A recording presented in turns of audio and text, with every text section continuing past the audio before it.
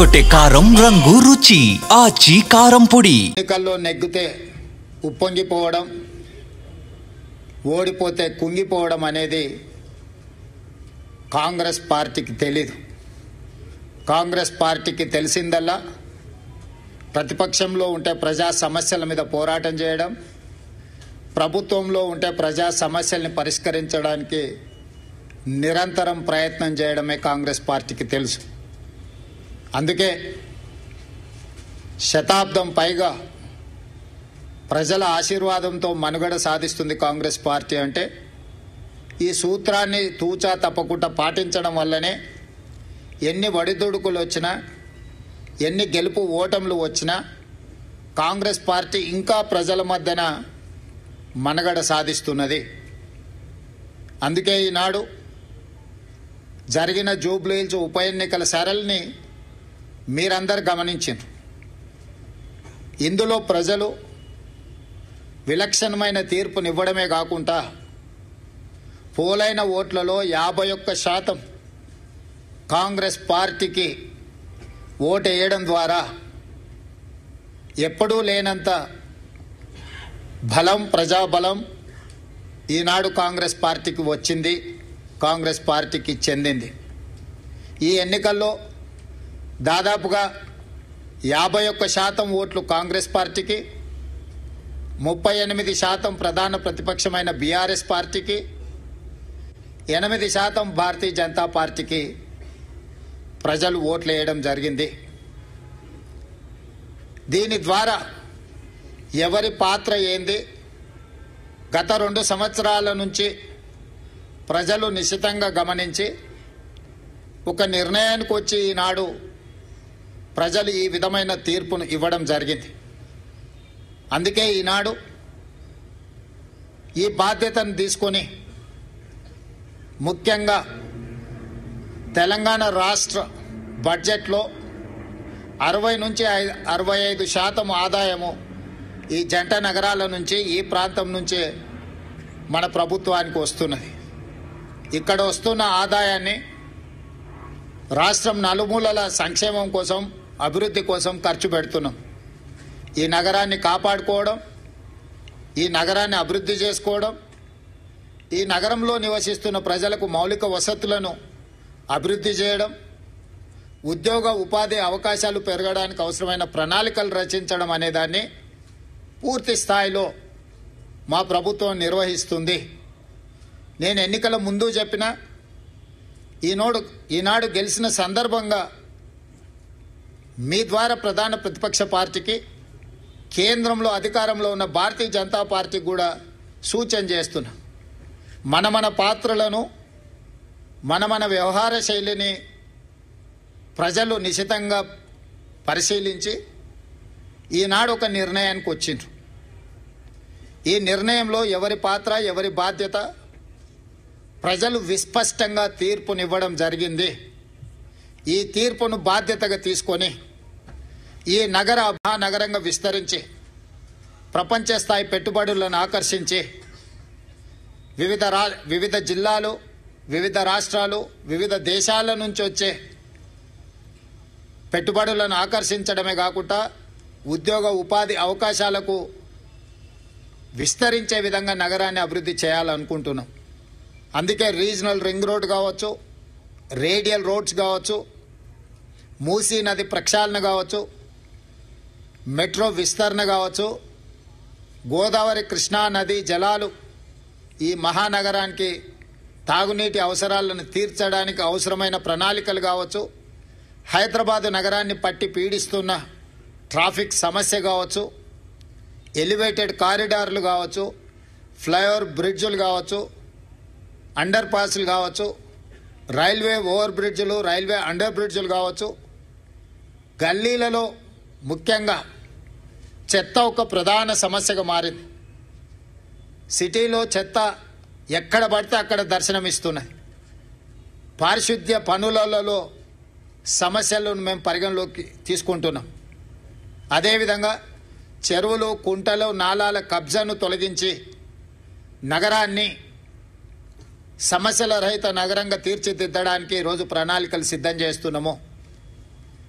వీటన్నిటికీ సంబంధించి ప్రధాన ప్రతిపక్షము బీఆర్ఎస్ సోషల్ మీడియాను, విష ప్రచారాన్ని, తప్పుడు వార్తలను, పెయిడ్ ఆర్టికల్స్ని, ఫేక్ సర్వేలను, వీటన్నిటి మీద ఆధారపడి ప్రభుత్వాన్ని అవహేళన చేయడము, అవమానించడము, అసహ్యకరమైన భాషలో దూషించడం లాంటి వార్తలను ప్రసారం చేసిండ్రు. వీటన్నిటి నేపథ్యంలో అది హైడ్రా కావచ్చు, ఈగల్ ఫోర్స్ కావచ్చు, ఈ సంస్థలు ప్రజలకు మేలు చేయడానికి మేము తీసుకొచ్చినాం. ఈ నగరం వేగంగా మత్తు, ముఖ్యంగా గంజాయి, డ్రగ్స్ విస్తరిస్తున్న సందర్భంలో వాటిని కఠినంగా అణిచివేయడానికి ఈగల్ ఫోర్స్ను తీసుకొచ్చినాం. కబ్జాలను, చెరువులను, కుంటలను, నాలాలను అడ్డగోలుగా ఆక్రమించుకొని కబ్జాలకు పాల్పడుతుంటే వాటిని తొలగించడానికి హైడ్రాను తీసుకొచ్చినాం. జిహెచ్ఎంసీ కావచ్చు, హెచ్ఎండిఏ కావచ్చు, మెట్రో వాటర్ వర్క్స్ కావచ్చు, మెట్రో రైల్ కావచ్చు, ఇలాంటి సంస్థలన్నిటిని కూడా సమన్వయం చేసుకొని ఈ నగరాన్ని ఒక మంచి నగరంగా తీర్చిదిద్దడానికి మేము చేస్తున్న ప్రయత్నాన్ని ప్రధాన ప్రతిపక్షము సహకరించకపోను ప్రతి సందర్భంలో అడ్డు తగిలే ప్రయత్నం చేసింది. మూసీ ప్రక్షాళనకు సంబంధించి మూసీ ప్రాంతంలో నివసిస్తున్న వాళ్ళు ఎవరు అది అద్భుతంగా ఉంది అని అక్కడ ఉండడం లేదు. ఏ వసతి లేక, ఏ అవకాశాలు లేక మురికితో కూడుకున్న మూసీ పక్కన నివసిస్తున్నారు. వాళ్ళకు ఒక మంచి వసతులు ఏర్పాటు చేసి, వాళ్ళకు ఉపాధి కల్పించి, వాళ్ళ జీవన ప్రమాణాలు పెంచి, వాళ్ళ పిల్లలకు ఒక మంచి చదువులు, వాళ్ళకు ఒక మంచి వైద్యాన్ని, వాళ్ళకు ఉపాధిని కల్పించాలని చెప్పి మా ప్రభుత్వం చేస్తున్న ప్రయత్నాలను ప్రతి నిమిషం, ప్రతి క్షణం అడ్డు తగిలి అన్ని రకాలుగా వీటన్నిటిని అడ్డుకునే ప్రయత్నం చేసిండ్రు. అదేవిధంగా కేంద్రం నుంచి తీసుకురావాల్సిన అనుమతులు కానీ, ఇవ్వవలసిన నిధులను రాబట్టుకోవడానికి ముఖ్యంగా కిషన్ రెడ్డి గారు సహాయ నిరాకరణ చేస్తుండ్రు. ఈనాడు ప్రధాన ప్రతిపక్షంలో శాసనసభ్యులు కేటీఆర్ గారు, శాసనసభ్యులు హరీష్ గారు, అదేవిధంగా కేంద్ర ప్రభుత్వంలో కేంద్ర మంత్రిగా ఉన్న కిషన్ రెడ్డి గారు, ముఖ్యంగా ఈ ముగ్గురికి ప్రధానమైన బాధ్యత ఉన్నది. ఒకరు కేంద్ర ప్రభుత్వం నుంచే రావాల్సిన అనుమతులు, తేవలసిన నిధులకు సహకరించాలి. కానీ కిషన్ రెడ్డి గారు పూర్తిగా సహాయ నిరాకరణ చేయడమే కాకుండా వీలైనంత మేరకు కేంద్రంలో అడ్డు తగులుతున్నాడు. మెట్రో విషయంలో కావచ్చు, మూసీ ప్రక్షాళన విషయంలో కావచ్చు, గోదావరి జలాలు నగరానికి తరలించే విషయంలో కావచ్చు, రీజనల్ రింగ్ రోడ్డు విషయంలో కావచ్చు, కిషన్ రెడ్డి గారు పూర్తిగా సహాయ నిరాకరణ చేస్తుండ్రు. దీన్ని ప్రజలు గమనించడం వల్లనే పార్లమెంట్ ఎన్నికల్లో కిషన్ రెడ్డి గారికి 65,000 ఓట్లు ఇదే జూబ్లీ హిల్స్ అసెంబ్లీ నియోజకవర్గం నుంచి ఓట్లు వేయడం జరిగింది. ఈనాడు కిషన్ రెడ్డి అభ్యర్థిగా మారి ఎన్నికల ప్రచారం చేస్తే 17,000 ఓట్లు మాత్రమే వచ్చినాయి. అంటే ఆనాడు కిషన్ రెడ్డికి వచ్చిన ఓట్లలో 25% మాత్రమే వచ్చి ఈరోజు భారతీయ జనతా పార్టీ డిపాజిట్ జప్తు అయిపోయింది. దీన్ని బట్టి కిషన్ రెడ్డి గారు తన వ్యవహార శైలిని మార్చుకోవాల్సిన అవసరం ఉన్నది.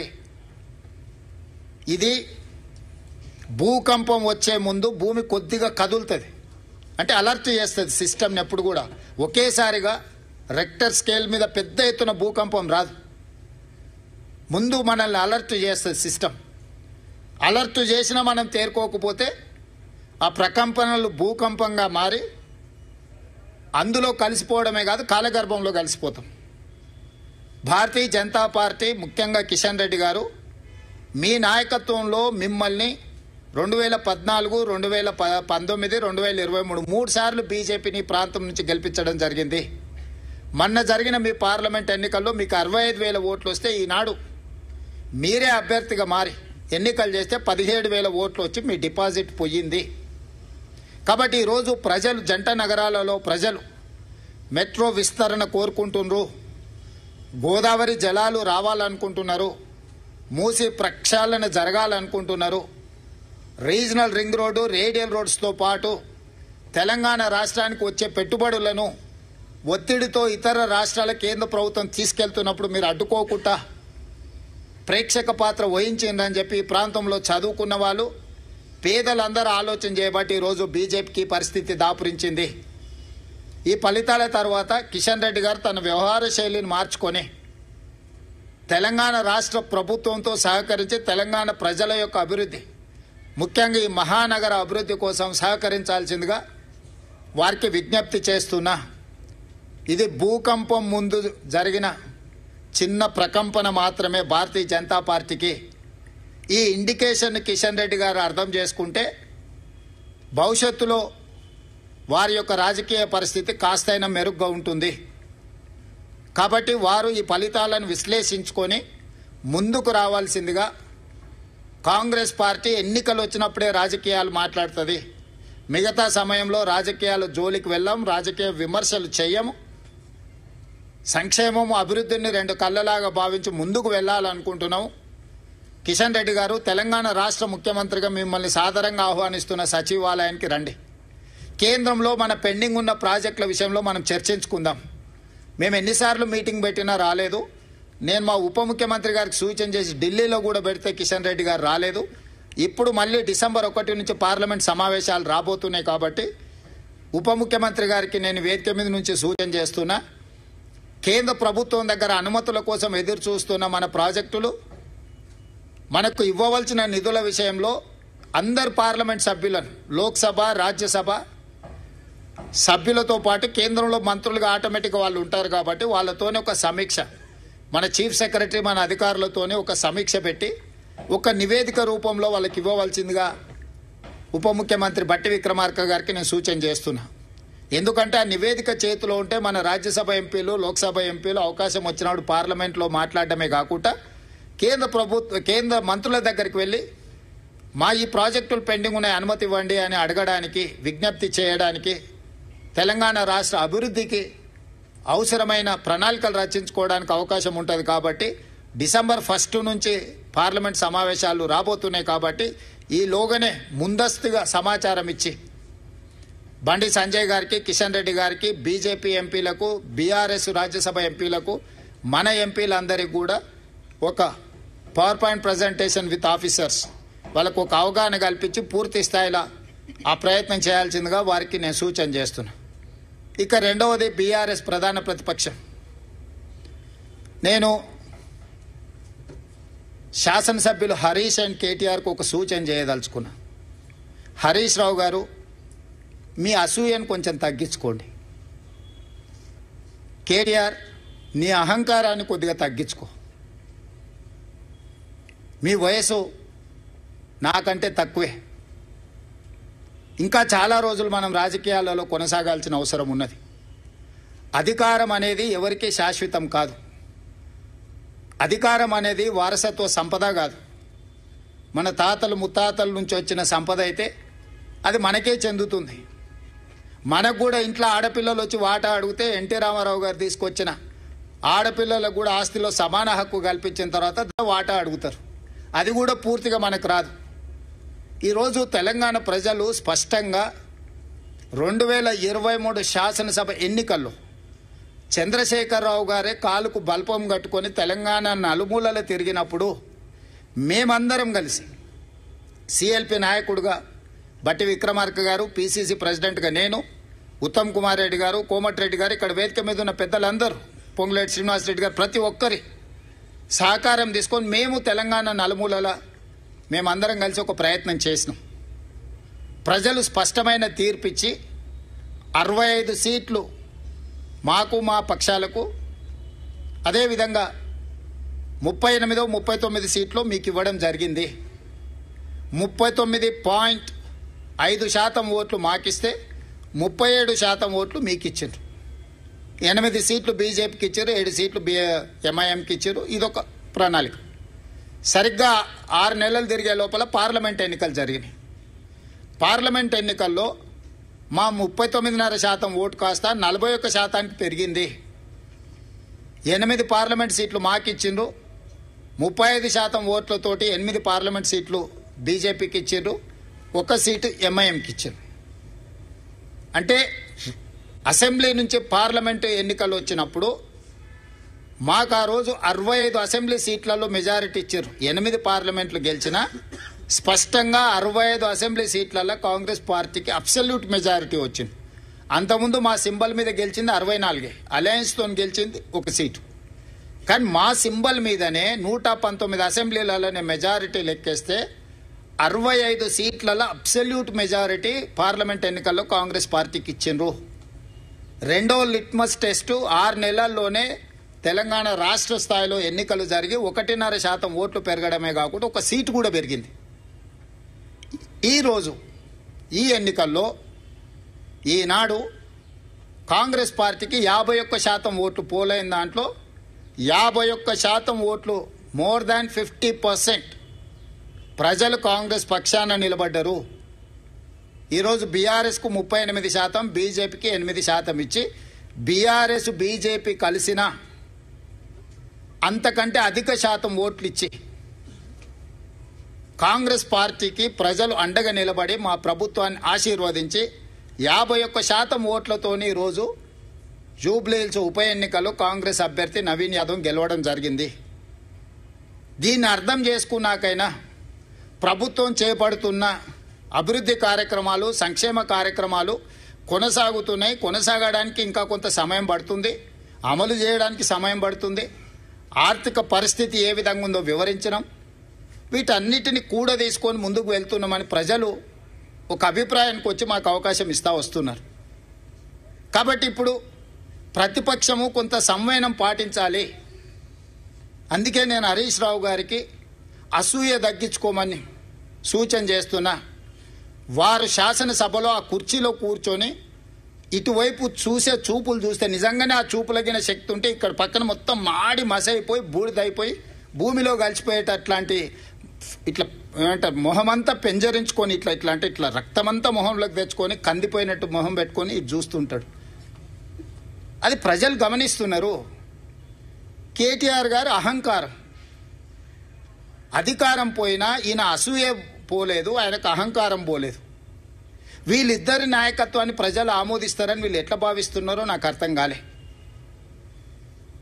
కాబట్టి నా సూచన, ఒక 2 సంవత్సరాలు ఓపిక పట్టండి. ఇంకా 3 ఏళ్ళు ఉంది జనరల్ ఎలక్షన్కి. చివరి సంవత్సరంలో రాజకీయాలు చేద్దాం. 2 సంవత్సరాలు సహకరించండి. ప్రతిపక్షంగా మీరు సూచన చేయండి, సమస్యల్ని లేవనెత్తండి, ప్రభుత్వానికి విజ్ఞప్తి చేయండి, అవసరం అనుకుంటే నిరసన తెలపండి, ధర్నా చేయండి. ప్రజా సమస్యల మీద మాకు అభ్యంతరం లేదు, మేము అనుమతులు ఇస్తున్నాము. చట్టసభలలో చర్చలు చేయండి, ప్రభుత్వాన్ని ప్రశ్నించండి. తప్పుడు ప్రచారము, నువ్వు డబ్బులు ఇచ్చి పెట్టుకున్న సోషల్ మీడియా నువ్వు చెప్పిందే రాస్తాడు. నువ్వు చెప్పిందే రాసి నువ్వే చదివిది నిజం అనుకొని భ్రమలకు లోనై ఫేక్ ప్రతిదీ నవీన్ యాదవ్ ఇట్లా మాట్లాడిండు, లేకపోతే బట్టి విక్రమార్క గారు ఆ విధంగా అన్నాడు. అంటే ఫేక్ న్యూస్ నువ్వే క్రియేట్ చేసి ఆ ఫేక్ న్యూస్ నువ్వే నమ్మి నువ్వే కొద్ది మందికి సర్వేల పేరు మీద నగదిచ్చి మనందరం ఇక్కడనే ఉన్నాము. ప్రతి ఒక్కరికి ఇంకొకరు తెలిసిన వాళ్ళే ఉంటారు. నాకు ప్రత్యక్షంగా తెలియకపోతే అమర్ గారికి తెలుస్తుంది. ఆ సర్వే చేసిన ఆయన వెనకాల ఎవరున్నారు ఏమున్నారు అని వారిని అడిగితే నాకు చెప్పడా. వారిని అడిగి మొన్న జరిగిన సర్వేలు అన్నీ కూడా నేను మీట్ ది ప్రెస్ రోజు కూడా మీకు అందరికి చెప్పిన. సరే, వాళ్ళు ఎన్నికల్లో నెగ్గడానికి ఏదో ఇట్లాంటి ప్రయత్నాలు చేస్తారే, మీ విశ్వసనీయత పోగొట్టుకోకండి, వాటిని ప్రసారం చేసి అని చెప్పి ఛానల్స్ అండ్ పేపర్స్ కూడా నేను రిక్వెస్ట్ చేసిన. ఇప్పుడు నిజాలు తెలిసినాయి కదా, నేను ఆ రోజు కూడా చెప్పిన.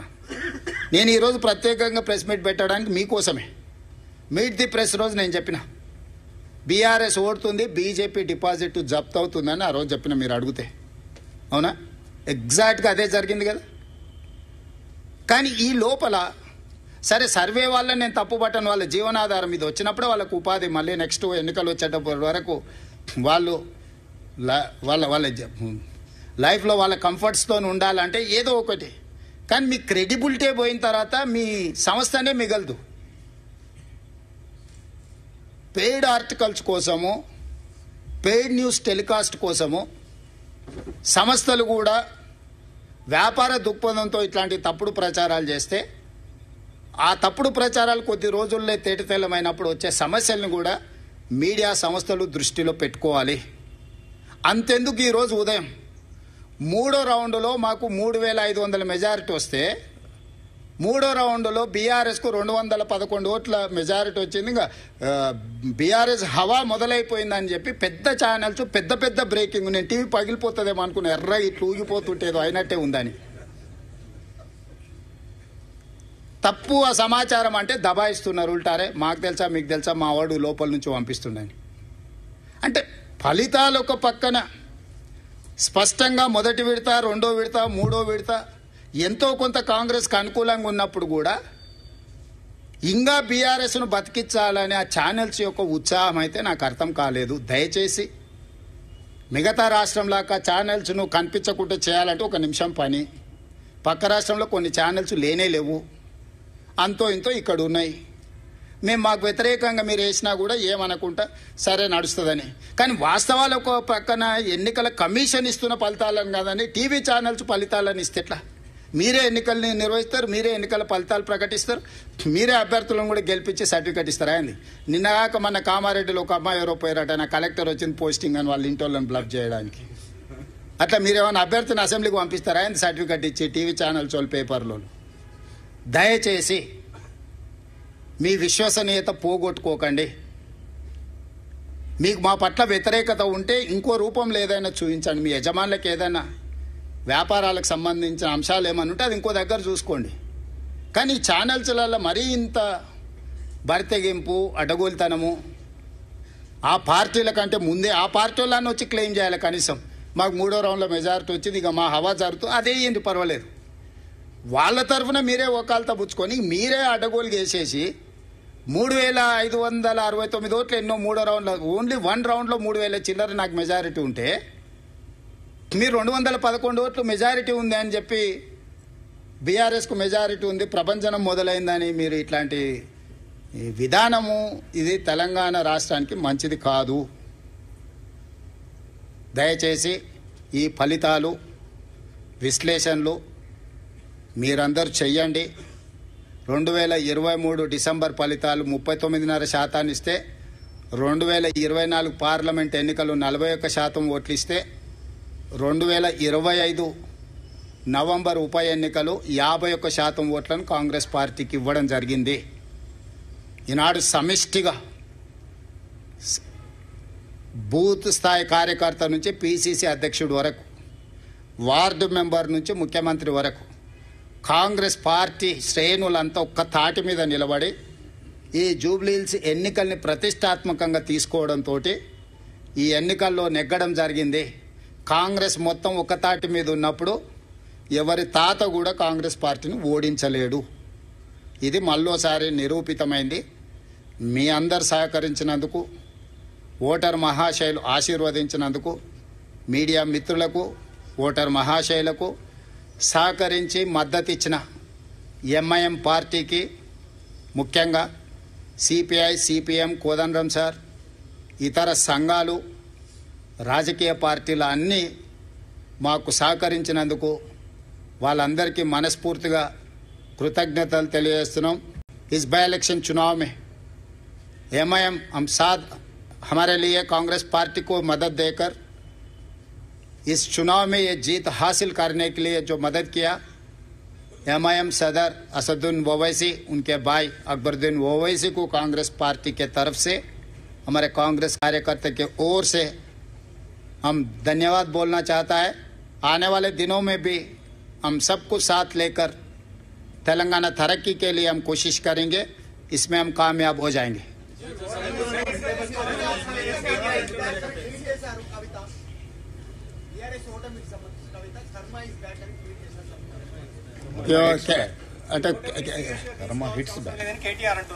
అది కేటీఆర్ అడిగితే కరెక్ట్ గా సమాధానం చెప్తారు.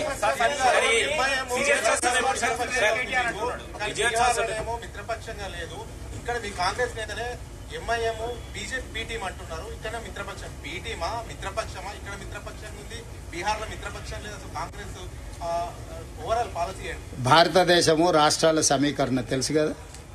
ఏ రాష్ట్రంలో ఆ రాష్ట్రంలో ఉండే నైసర్గిక పరిస్థితులను బట్టి, అక్కడ వాతావరణాన్ని బట్టి అక్కడ పంటలు పండుతాయి. అంతేనా?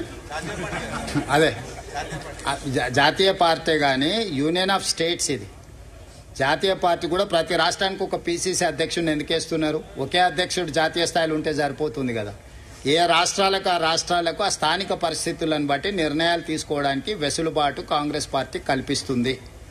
ఆ వెసులుబాటులో భాగంగానే తెలంగాణ రాష్ట్రంలో కాంగ్రెస్ పార్టీ నిర్ణయాలు తీసుకున్నది. మాకు కలిసి వచ్చినందుకు ఎంఐఎంకు మేము ధన్యవాదాలు తెలియజేస్తున్నాం.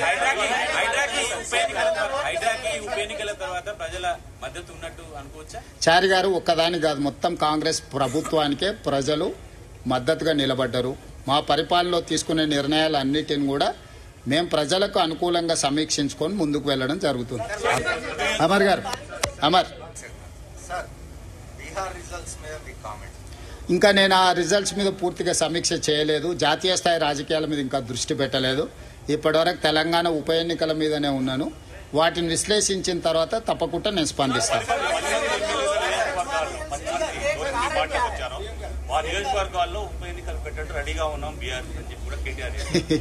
ఇక ఇప్పటి దగ్గర నేను అదే చెప్పిన, మళ్ళా అదే మాటలు మాట్లాడుతున్నాడు.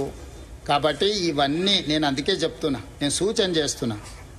తెలంగాణ మంచి కోసం, వాళ్ళ భవిష్యత్ కోసం ఇద్దరికి సూచన చేస్తున్నా. ఒక ఆయన అసూయ, రెండో ఆయన అహంకారాన్ని తగ్గించుకోవాలి. పాతకాలంలో చెప్పారు, కింద పడ్డా కూడా పైకాలు నాదే అన్నాడు అంటే వెనకటికి కూడా. కాబట్టి ఏది ఎట్లా వస్తే అది అట్లా వస్తుంది.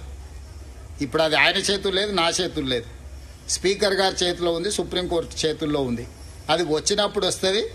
ప్రజలు ఇచ్చే తీర్పు తప్పకుండా ఇస్తారు.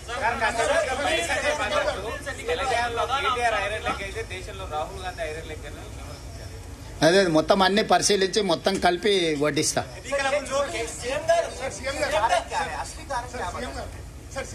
सरकार जो काम कर रहा है, सरकार को आशीर्वाद देने के लिए लोग आगे आए, बहुत सारे दिए, एक चीज नहीं है. हम पीछे से रेशन कार्ड और फाइन राइस, इंदिरा इंड्लू जो भी बोल रहे हैं ना, इसके साथ साथ हम कितने एम्प्लॉयमेंट क्रिएट किए, लॉ एंड ऑर्डर कितना कंट्रोल किए, ड्रग्स एंड गांजाई कितना हम लोग कंट्रोल किए.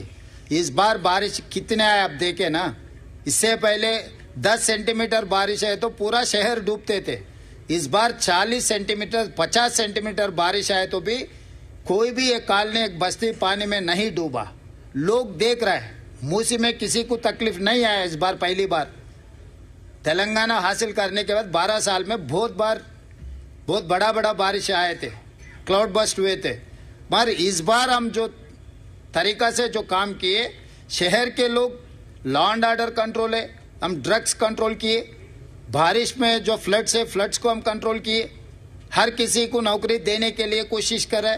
और आगे डेवलपमेंट के लिए भी हम लोग जो एक्शन प्लान है, December 8th and 9th we are going to dedicate our Telangana Rising 2047 vision document. तो हम लोग आगे आने वाले दिनों में, मैं पहले से एक ही बात कहा, 2004 से 2014 तक हम लोग जो काम किए 10 साल, उसके बाद 10 साल BRS ने काम किया. आज आने वाले 10 साल हम लोग काम करने वाले. 4 to 14 जो रुक गए, in continuation of that development we are going to take policy decisions. తెరకొట్టే కారం రంగు రుచి ఆచి కారం పొడి.